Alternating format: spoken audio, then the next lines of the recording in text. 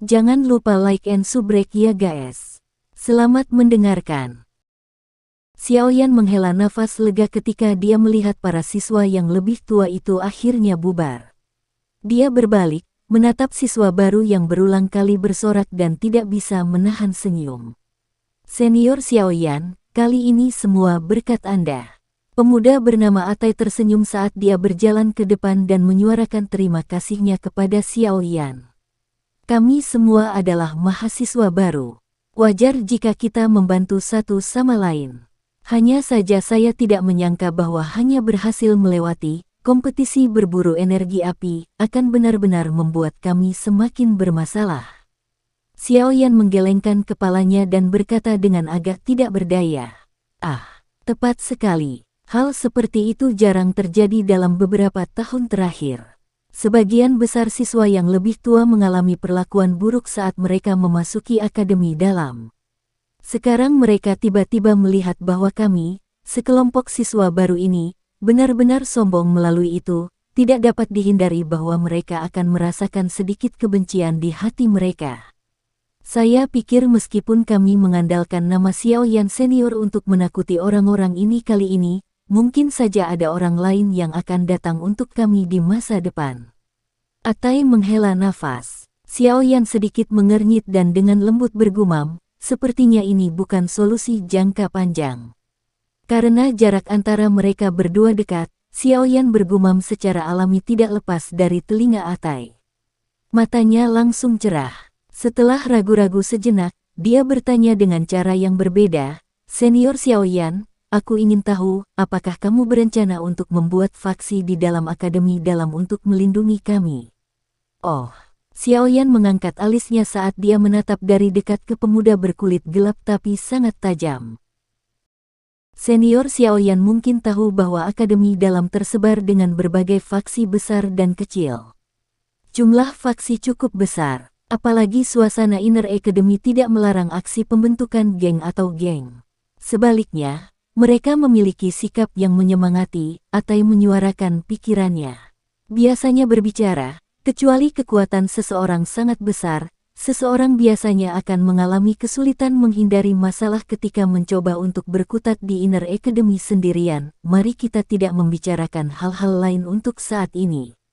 Sebaliknya kita harus fokus pada masalah tentang memasuki menara penyulingan Ki Langit yang berkobar untuk berlatih. Ini adalah poin penting bagi semua siswa akademi dalam untuk meningkatkan kekuatan mereka dengan cepat. Semua orang sangat memperhatikan ini. Di dalam menara itu, setiap level didistribusikan oleh akademi dalam menjadi tinggi, sedang, dan rendah, 3 tingkatan area pelatihan yang berbeda. Saat berlatih di area pelatihan tingkat tinggi, kecepatan dan manfaat pelatihan seseorang pasti akan jauh melebihi 2 lainnya. Petik 2. Awalnya, menurut akal sehat, siapapun yang cukup beruntung untuk pertama kali memasuki area kelas atas adalah siapapun yang bisa berlatih di sana.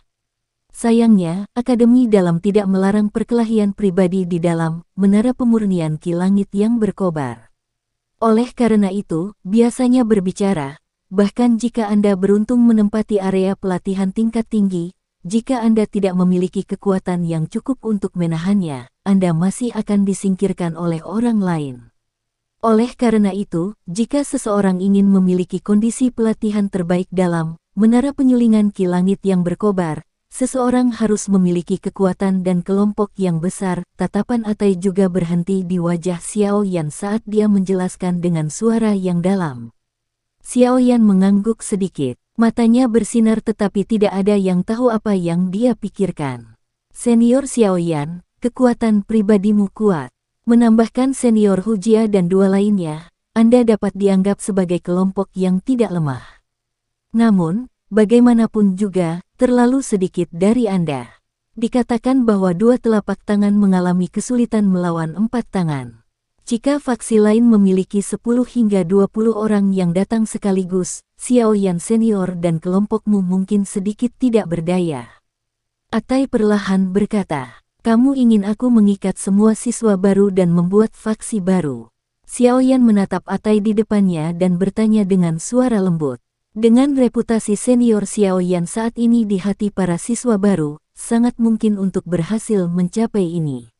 Atai mengangguk berat dan menjawab dengan suara yang dalam. Xiaoyan mengaitkan 10 jarinya tetapi tidak segera menjawab. Senior Xiaoyan, jika kamu memiliki niat seperti itu, kamu harus segera menangkap kesempatan ini. Ini karena, biasanya, akan ada faksi lain yang mengikat siswa baru ke kamp mereka sendiri setiap kali mereka memasuki akademi dalam.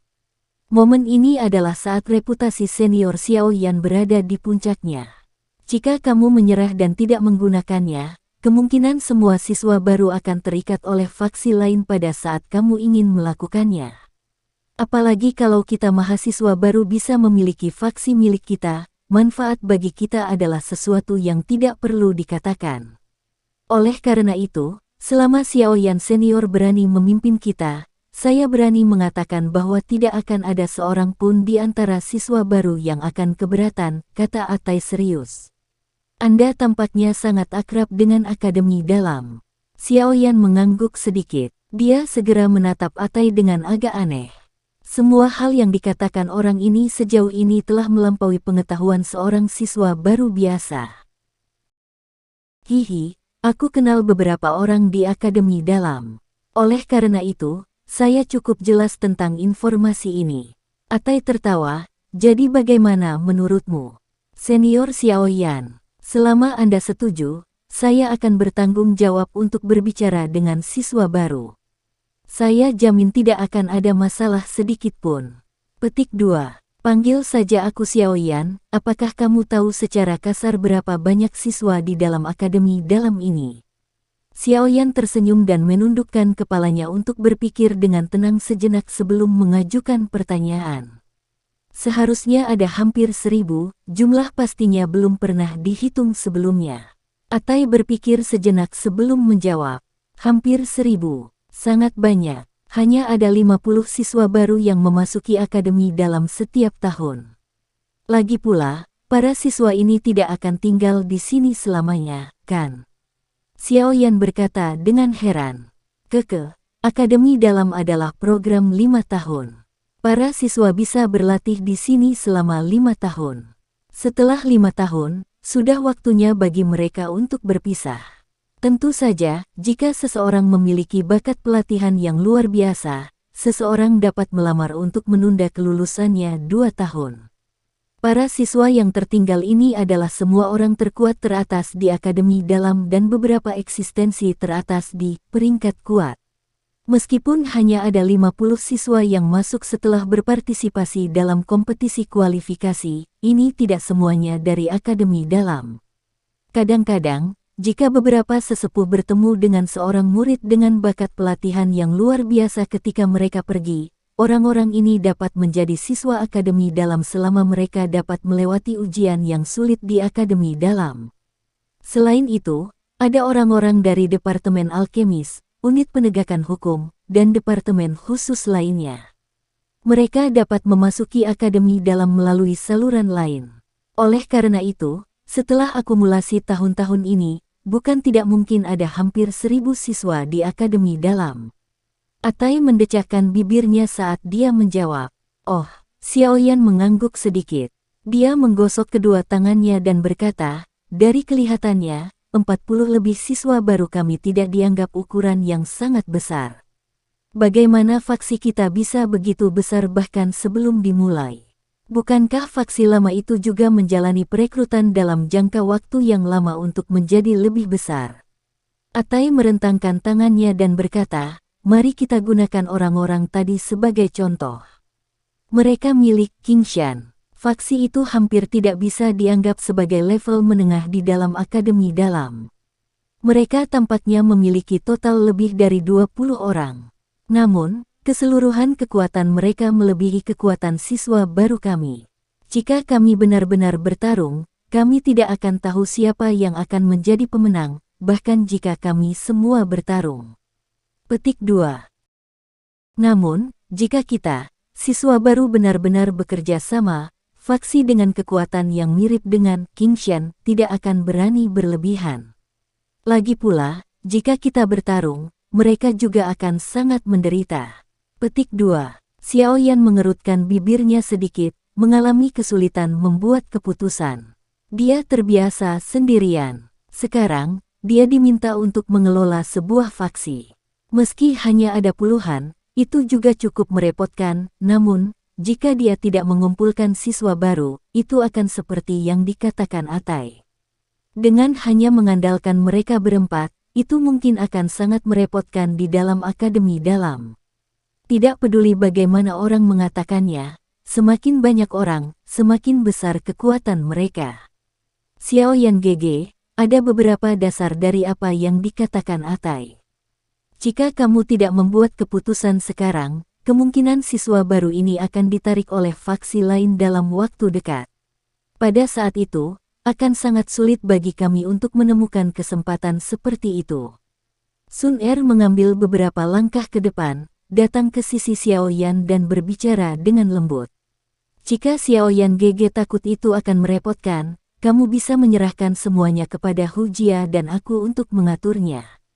Kami memiliki beberapa keahlian khusus dalam hal ini. Sun Er menutup mulutnya dan tertawa, sepertinya tahu dengan jelas di mana letak masalah Xiaoyan. Xiaoyan tertawa getir saat mendengar ini. Senior Xiaoyan, selama kamu memiliki keberanian dan tekad untuk memimpin, kami, siswa baru ini, akan mengikuti kamu.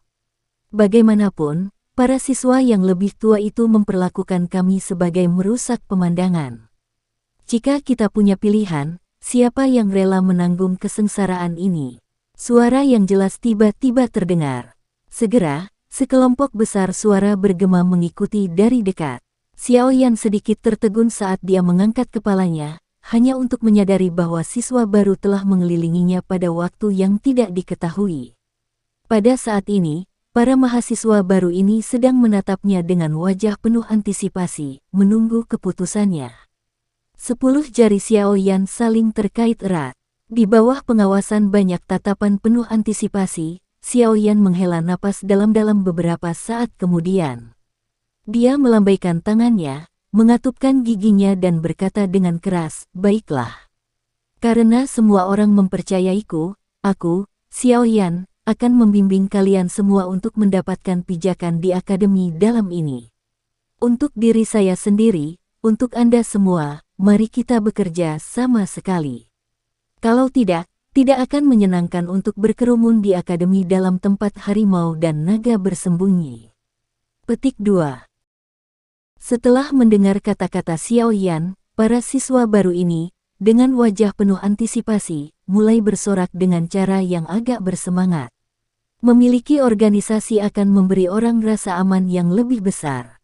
Ketika mereka melihat Xiaoyan akhirnya menganggukkan kepalanya, Sun Er dan yang lainnya di belakangnya bertukar pandang dan juga diam-diam menghela nafas lega. Karena ini kasusnya, Ketua, setelah membentuk faksi, kita harus memberi nama pada faksi mahasiswa baru kita kan. Jika tidak, bagaimana kita akan mengumumkannya kepada orang-orang di luar? Atai juga meletakkan beban besar di hatinya saat dia tersenyum dan bertanya pada Xiaoyan. Cara bentuk sapaannya berubah sangat mulus.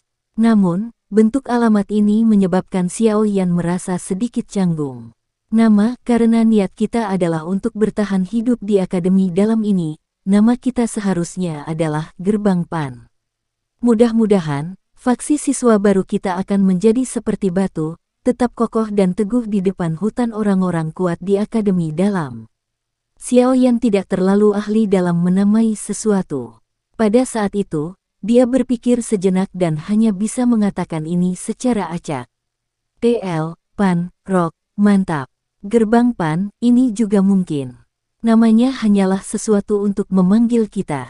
Atai mengulanginya berulang kali di mulutnya tapi tidak keberatan. Dia membalikkan tubuhnya ke siswa baru di sekitarnya saat dia tersenyum dan berkata dengan suara yang jelas, "Semuanya, mulai hari ini, faksi siswa baru kita ini akan secara kolektif disebut Gerbang Pan. Senior Xiaoyan akan menjadi pemimpin kami. Di masa depan, kami akan mendengarkan perintahnya. Mereka yang berani melanggar kita akan disingkirkan." Petik 2. Baik, Gerbang Pan. Petik 2. Mereka yang tidak taat akan disingkirkan. Mendengar nama yang Atai teriakkan dari mulutnya, rona merah gembira muncul di wajah mereka saat mereka berteriak pelan. Kaum muda akhirnya dipenuhi dengan darah panas. Melihat emosi tinggi para siswa baru, perasaan yang tidak diketahui tiba-tiba muncul di dalam hatinya. Mulai hari ini, dia akan memimpin Pansgate untuk menempa pijakan dan menempatkan akarnya di Akademi Dalam dengan banyak orang kuat. Baiklah, izinkan saya, Xiaoyan, melihat betapa luar biasanya Akademi Batin ini. Petik 2. Xiaoyan, Pansgate ini baru saja dibuat dan kamu sudah kabur. Selama bertahun-tahun saya menjadi bagian dari unit penegakan hukum, ini adalah pertama kalinya saya melihat pemimpin yang tidak bertanggung jawab. Wu Hao mengeluh tanpa daya kepada Xiaoyan yang dengan cepat berjalan di depannya di jalan yang luas ini. Setelah orang ini mengkonfirmasi nama faksi sebelumnya, dia telah melemparkan masalah penyelesaian siswa baru ke Sun Er dan Hu Jia sebelum menemukan alasan untuk menyelinap pergi. Mereka akan bisa menyelesaikannya dengan baik. Saya hanya menciptakan efek mengumpulkan hati orang. Sekarang setelah saya menarik orang, saya secara alami dapat mengandalkan keduanya untuk menyelesaikan masalah yang merepotkan. Tidak akan terlambat bagi kami untuk menunjukkan diri dan bertanggung jawab jika seseorang membuat masalah. Xiaoyan memperlambat langkahnya dan tertawa ke arah Wu Hao. Setelah itu, dia menoleh dan mengamati jalan luas di sekitarnya. Pada saat ini, akan ada beberapa murid yang lebih tua dari Akademi Dalam yang melintas di jalan. Namun, tidak banyak orang yang memberi banyak perhatian pada Xiaoyan dan Wu Hao. Jelas, tidak semua siswa yang lebih tua pernah mendengar nama ketua angkatan siswa baru ini. Wu Hao tanpa daya menggelengkan kepalanya. Dia kemudian mengangkatnya, melihat ke jalan, yang membentang ke segala arah, dan bertanya, kemana kamu berencana pergi? Ayo pergi ke utara untuk melihat, jari Xiaoyan perlahan mengusap cincin hitam itu sambil mengangkat dagunya ke utara. Setelah mendengarkan apa yang dikatakan Yao Lao tadi malam, dia mungkin bisa mendapatkan beberapa petunjuk tentang api surgawi jika dia mencari di area umum itu. Xiaoyan saat ini merasa tidak sabar ketika harus mencari api surgawi untuk memungkinkan dirinya dengan cepat meningkatkan kekuatannya. Makanya, dia tidak ingin menunda bahkan sesaat. Utara, Wu Hao tertegun sejenak sebelum dia menganggukkan kepalanya dengan acuh tak acuh. Bagaimanapun, mereka keluar untuk membiasakan diri dengan halaman sekolah. Tidak peduli kemana mereka pergi. Ayo pergi. Xiaoyan melambaikan tangannya. Kakinya tiba-tiba menginjak tanah. Setelah ledakan energi, seluruh tubuhnya mengeluarkan suara siu saat dia menembak. Kecepatan tubuhnya menyebabkan beberapa siswa yang lebih tua datang dan akan menunjukkan keterkejutan di mata mereka. Orang ini, Wu Hao menggelengkan kepalanya. Beberapa doki berwarna darah tiba-tiba muncul di kakinya. Saat doki sedikit berfluktuasi, tubuh Wu Hao juga menjadi sedikit ilusi. Dengan segera, tubuhnya bergetar dan secara aneh menghilang dari tempat itu. Ketika dia muncul berikutnya, dia sudah 10 meter jauhnya. Dalam beberapa kilatan, dia dengan cepat mengejar Xiaoyan. Dari agility doki yang ditunjukkan oleh Xiaoyan dan Wu Hao, tidak diragukan lagi bahwa Wu Hao terlihat sedikit lebih halus. Jika dia bertarung dengan orang lain, kelincahan semacam ini akan menyebabkan lawannya pusing. Teknik Do Agility yang aneh. Para siswa yang lebih tua datang dan pergi menyaksikan bayangan berdarah, yang menghilang dari pandangan mereka, dan tidak bisa tidak menyuarakan pujian mereka. Ukuran Akademi Dalam begitu besar sehingga sedikit di luar ekspektasi Xiaoyan dan Wu Hao. Keduanya menghabiskan energi mereka dan berlari dengan liar selama hampir setengah jam. Namun, mereka masih belum mencapai batas Akademi Dalam. Sepanjang jalan, mereka sering dapat melihat beberapa lingkaran pertempuran tempat orang-orang berdebat dan bertengkar sengit. Ada cukup banyak orang yang mengawasi di sekitar mereka. Beberapa orang, yang lebih banyak bicara, akan meneriakkan bukaan yang diungkapkan oleh kedua pejuang saat mereka menonton. Pada akhirnya, itu menyebabkan kedua orang yang bertengkar merasa lebih khawatir semakin mereka bertengkar. Pada akhirnya, mereka hanya bisa menarik tangan dan menarik kembali dengan wajah yang diliputi kesedihan. Mereka yang bisa memasuki akademi dalam dari Akademi Jianan memang bukan orang biasa. Pandangan mendalam semacam ini cukup untuk membuat para siswa akademi luar tidak bisa menandingi. Xiaoyan menghela nafas saat dia menarik pandangannya dari lingkaran pertempuran tertentu. Sebagian besar siswa di sini telah melalui berbagai pemurnian. Jika salah satu dari mereka secara acak ditempatkan di sebuah kerajaan di dalam benua, kemungkinan mereka akan diperlakukan sebagai seorang jenius. Penglihatan orang-orang ini tidak mengherankan. Wu Hao tersenyum dan melanjutkan, namun, suasana di sini memang sangat ganas. Mereka akan segera memulai perkelahian di tempat untuk menyelesaikan perselisihan apapun. Petik 2. Xiaoyan tersenyum dan mengangguk. Tatapannya menyapu ke sekeliling dan sedikit tertegun menemukan bahwa untuk beberapa alasan yang tidak diketahui, ada peningkatan jumlah orang yang berkerumun di jalan ini menuju utara. Masing-masing melepaskan kecepatan mereka secara maksimal. Oleh karena itu, Xiaoyan dan Wu Hao hanya melihat sosok manusia berulang kali bergegas melewati pepohonan di sisi jalan serta suara angin deras, hu-hu. Sepertinya mereka semua bergegas ke utara. Apa sebenarnya yang ada di sana? Wu Hao juga menyadari peningkatan jumlah siswa saat dia bertanya dengan heran. Hei, kita akan tahu setelah kita pergi dan melihatnya. Xiaoyan tersenyum. Kakinya melangkah dari tanah saat tubuhnya sekali lagi melesat. Akhirnya, Wu Hao mengikutinya dari dekat, seperti belatung di tulang. Perjalanan cepat kali ini berlangsung selama 20 menit lebih sebelum kecepatan Xiaoyan dan Wu Hao secara bertahap melambat. Sebuah massa hitam besar, terdiri dari banyak siswa yang telah berhenti, muncul di depan mereka saat ini. Mengapa ada begitu banyak orang? Xiaoyan tidak bisa membantu tetapi tercengang saat dia melihat orang-orang hitam yang seperti semut ini. Saya tidak tahu, Wu Hao juga tidak terbiasa dengan tempat ini. Oleh karena itu, dia hanya bisa menggelengkan kepalanya tanpa daya. Xiaoyan membelai dagunya dengan tangannya. Dia melihat sekeliling sebelum dengan cepat tiba di bawah pohon besar. Dia berbicara dengan Wu Hao, ayo naik dan lihat. Begitu dia mengatakan ini, Xiaoyan melompat ke cabang pohon tanpa menunggu jawaban Wu Hao. Tubuhnya seperti monyet yang gesit saat dia memanjat pohon dengan cara yang sangat gesit. Hanya dalam puluhan detik, tubuhnya muncul di atas pohon besar dengan satu lompatan. Xiaoyan menyaksikan pemandangan di bawah dari sudut pandang yang tinggi saat dia berdiri di atas pohon. Tatapannya melayang melewati massa hitam kerumunan manusia dan langsung menyapu ke depan. Tiba-tiba, wajahnya terkejut. Mulutnya juga sedikit terbuka. Ini adalah area tertekan muncul dalam pandangan Xiaoyan. Di dalam depresi itu ada menara hitam yang sangat besar terkubur dalam di bawah tanah, hanya memperlihatkan ujung menara dan pintu masuk yang gelap. Menara itu terkubur di dalam tanah. Adegan yang sangat aneh semacam ini menyebabkan keheranan di wajah Xiaoyan menjadi semakin padat.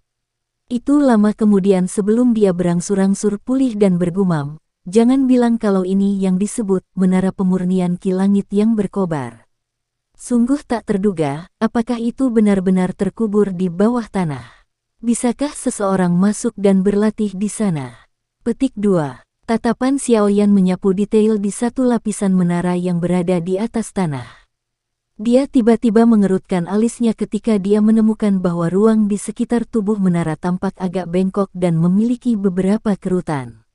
Dia telah melihat jenis pertahanan ini di Balai Koleksi Buku, Akademi Luar.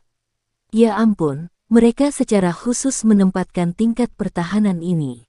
Menurut apa yang telah dijelaskan oleh wakil kepala sekolah Hugan terakhir kali, Xiaoyan dengan jelas tahu bahwa untuk menyiapkan pertahanan semacam ini yang memutar ruang, seseorang harus memiliki setidaknya kekuatan Dozun. Dozun, Xiaoyan tertawa getir dan menggelengkan kepalanya. Orang yang kuat di kelas ini benar-benar terlalu menakutkan. Mereka benar-benar dapat menggunakan ruang, sesuatu yang sangat halus dan tidak terlihat, untuk melakukan apapun yang mereka suka. Alam menakutkan macam apa itu Do Seng, atau bahkan Do Di yang berada di atas keduanya. Saat Xiaoyan berulang kali mengagumi kekuatan menakutkan dari seorang elit Do Sun, suara angin deras muncul tidak jauh di belakangnya. Dia menoleh dan sedikit terkejut menyadari bahwa lusinan sosok manusia melintas dari jauh. Kecepatan orang-orang ini sangat cepat. Dalam waktu kurang dari 10 detik, sosok manusia dengan mantap dan teratur muncul di cabang beberapa pohon besar di samping Xiaoyan. Orang-orang ini cukup kuat. Setelah memeriksa sosok manusia ini dari dekat, Xiaoyan menyadari bahwa lusinan sosok manusia ini semua mengenakan lencana, mirip dengan daun, di dada mereka. Tampaknya orang-orang ini berasal dari faksi yang sama. Memang ada banyak faksi di dalam Akademi Dalam.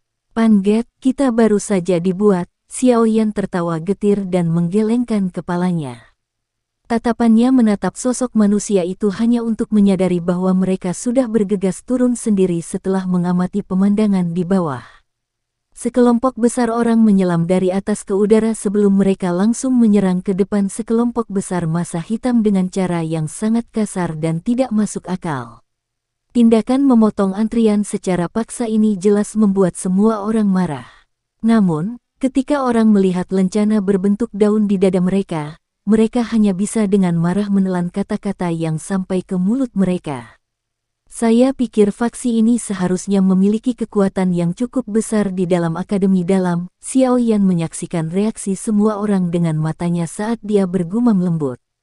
Segera, dia bergerak di sepanjang batang pohon dan dengan cepat melompat ke bawah.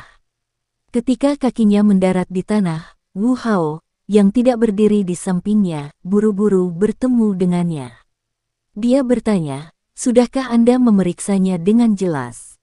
Tempat ini tampaknya menjadi menara pemurnian Ki Langit yang berkobar." Xiaoyan menepuk tangannya dan segera meremas ke arah kerumunan. Dia tersenyum dan berkata, "Ayo pergi, mari kita lihat apa gunanya menara pemurnian Ki Langit yang berkobar ini. Ini benar-benar memungkinkan orang untuk berlatih dengan kecepatan tinggi." Petik 2. Ini adalah menara penyulingan Ki Langit yang berkobar. Ekspresi Wu Hao sedikit gembira saat mendengar ini. Dia buru-buru mengikuti Xiaoyan dan melakukan yang terbaik untuk masuk ke kerumunan manusia. Jelas, dia juga sangat tertarik dengan hal ini. Ketika Xiaoyan dan Wu Hao mencapai batas aliran manusia setelah beberapa tekanan yang sulit, mereka tidak bisa lagi menekan ke depan. Alasannya bukan karena orang-orang yang ada di depan diperas sampai penuh.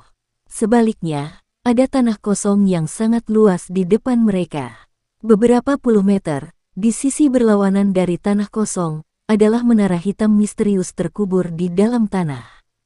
Pada saat ini, tanah yang luas dibagi menjadi beberapa area dengan cara yang sangat tertib. Ada sekelompok besar orang yang duduk dengan mata tertutup di setiap area. Tatapan Xiaoyan menyapu sosok manusia ini. Dia menyadari bahwa orang-orang yang dia lihat di puncak pohon ada di antara mereka. Orang-orang ini seharusnya menjadi bagian dari beberapa faksi yang lebih kuat di dalam Akademi Dalam. Mereka agak sombong. Mereka tidak perlu mengantri dan bisa langsung menempati posisi terbaik. Cek-cek, tidak heran Atai mengatakan bahwa di Akademi Dalam, seseorang harus membangun atau bergabung dengan beberapa faksi yang kuat untuk mendapatkan kondisi pelatihan terbaik. Wu Hao berkata dengan suara lembut. Ini memang sedikit berlebihan. Xiaoyan mengangguk sedikit. Dia mengamati secara mendalam berbagai faksi, yang anggotanya duduk bersila dengan mata tertutup. Dia tidak menjadi pusat perhatian dan berjalan ke dalam lingkaran itu. Dia mengerti bahwa saat ini, Panget tidak memiliki kualifikasi semacam itu. Begitu dia maju ke kelas Dowling, dia mungkin bisa berdiri di antara mereka. Namun, untuk saat ini, lebih baik tidak menonjolkan diri. Dong. Saat Xiaoyan dan Wu Hao berdiskusi dengan lembut, sebuah gong kuno terdengar sangat kuat di daerah ini. Setelah gong dibunyikan, kebisingan itu tiba-tiba berhenti. Buka menara. Saat gong dibunyikan, sebuah suara tua tampaknya dipancarkan dari dalam menara. Tidak lama setelah suara tua itu terdengar, orang bisa melihat bahwa pintu hitam yang gelap, yang tertutup rapat, perlahan mulai terbuka. Aura panas samar merembes keluar darinya, menyebabkan suhu area ini sedikit meningkat. Mata Xiaoyan tiba-tiba menyusut saat dia merasakan perbedaan suhu. Tangannya juga menegang saat ini. Masuki menara. Suara tua itu terdengar sekali lagi. Segera, semua orang di tanah kosong dengan mata tertutup tiba-tiba membukanya. Mereka tiba-tiba berdiri. Seseorang hanya bisa mendengar suara angin yang deras saat banyak sosok manusia melesat secara eksplosif menuju pintu masuk menara dari segala arah. Pergi, ayo masuk juga. Xiaoyan menahan hatinya, yang tiba-tiba menjadi gelisah. Dia melambaikan tangannya ke Wu Hao dan memimpin jalan ke tanah kosong. Setelah itu, mereka dengan cepat berjalan menuju menara hitam misterius yang terkubur jauh di bawah tanah. Saat mereka mempersempit jarak antara mereka dan menara, Xiaoyan akhirnya benar-benar merasakan ukuran yang sangat besar dari menara hitam ini. Ini hanyalah level yang terlihat di atas permukaan. Namun, itu sebenarnya setara dengan bangunan 2 atau 3 lantai. Sudut gunung es terlihat seperti ini. Sulit membayangkan betapa megahnya tubuh menara itu, yang tersembunyi di bawah tanah. Langkah kaki Xiaoyan berhenti beberapa meter di depan menara hitam. Dia memberi jalan kepada orang lain dan berdiri di samping, menimbang menara hitam ini, yang tampak agak kuno, dengan sangat detail. Dia tidak tahu material apa yang digunakan untuk membangun menara, tapi sedikit memancarkan beban dan dingin yang sedingin es. Tempat yang aneh. Bagian dalam menara jelas dipenuhi dengan panas yang membara, tetapi mereka menggunakan bahan yang mengandung dingin untuk membangun badan menara. Ini sungguh aneh. Xiaoyan menggelengkan kepalanya sedikit. Dia memiliki beberapa keraguan. Efek yang sepenuhnya berlawanan hidup berdampingan di tempat yang sama. Implementasi semacam ini biasanya hanya ada saat menekan sesuatu. Ayo pergi, Xiaoyan. Wu Hao mendesak sambil menarik Xiaoyan, yang matanya menatap tajam ke menara hitam. Iya, Xiaoyan tersenyum dan mengangguk. Dia menoleh dan menatap pintu depan hitam. Untuk beberapa alasan yang tidak diketahui sesuatu di dalam tubuhnya bergerak sedikit. Saat mereka bergerak semakin dekat ke pintu masuk utama menara hitam, detak jantung Xiaoyan menjadi semakin intens. Sesaat kemudian, saat dia berdiri di depan pintu masuk utama, telapak tangannya benar-benar berkeringat. Xiaoyan berdiri di depan pintu utama dan menghirup udara dalam-dalam. Dia menekan emosi di dalam hatinya dan mengatupkan giginya. Hatinya susah diatur saat dia mengangkat kakinya dan segera melangkah dengan berat ke dalam kegelapan di belakang pintu masuk utama. Cahaya di depannya tiba-tiba menjadi gelap. Sesaat kemudian, Xiaoyan merasakan kakinya menginjak permukaan batu yang keras. Namun, hatinya tak sempat rileks setelah kakinya menginjak tanah yang kokoh saat ekspresinya tiba-tiba berubah drastis. Wajah halus dan tampan tiba-tiba menjadi semerah arang terbakar. Adegan ini sangat aneh. Sekian dulu ya guys. Terima kasih sudah mendengarkan. Bye-bye.